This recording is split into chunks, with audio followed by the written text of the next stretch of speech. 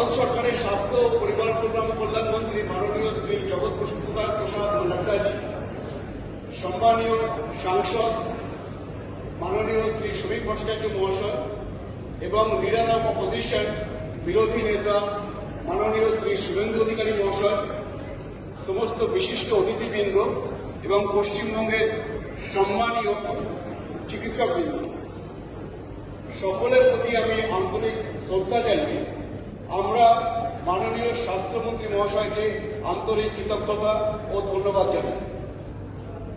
আপনার মূল্যবান উপস্থিতি এবং অনুপ্রেরণামূলক বক্তব্য আমাদের সকলের জন্য অত্যন্ত তাৎপর্যপূর্ণ।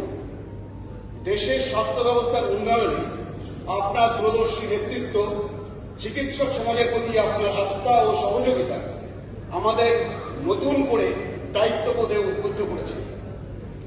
চিকিৎসকদের নিরলস পরিশ্রম, ত্যাগ ও সেবার স্বীকৃতি দেওয়ার জন্য আপনাকে বিশেষভাবে ধন্যবাদ।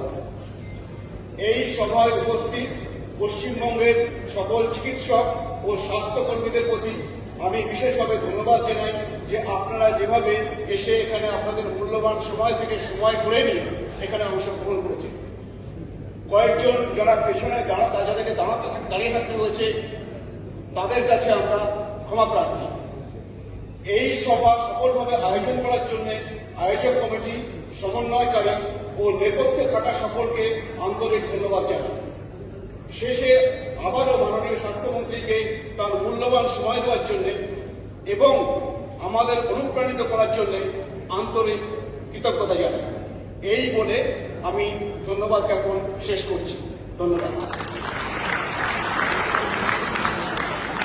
চিকিৎসকবৃন্দকে